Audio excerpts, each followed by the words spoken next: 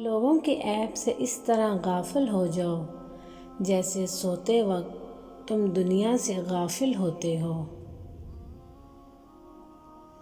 خدا سے مانگنا شجاعت ہے، اگر دے تو رحمت نہ دے تو حکمت۔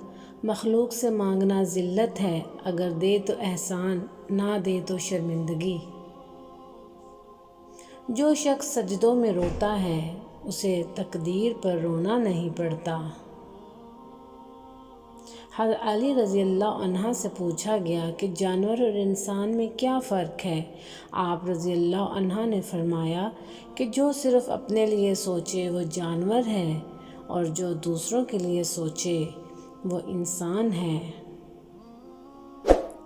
دنیا کے لیے آخرت برباد نہ کرو، کسی انسان کو خوش کرنے کے لیے اللہ کو ناراض نہ کرو۔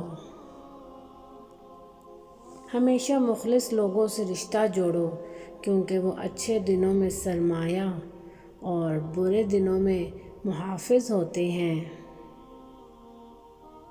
اپنے دن کا آغاز صدقہ دینے سے شروع کرو، اس دن تمہاری کوئی دعا رد نہیں کی جائے گی۔ جب انسان کسی رنج و مصیبت میں اللہ سے شکوہ کرتا ہے، اللہ فرماتا ہے اس مصیبت کا شکوہ بے جا ہے، یہ مصیبت تجھے میری طرف متوجہ کر رہی ہے، تجھے شکوہ تو میری اس نعمت سے ہونا چاہیے جو تجھے مجھ سے بے نیاز بناتی ہے۔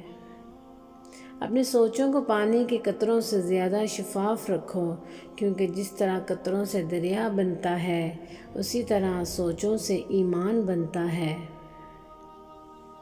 تمام لوگوں میں سب سے زیادہ بدبخت وہ شخص ہے جو اپنے دین کو دنیا کے بدلے بیچ دے۔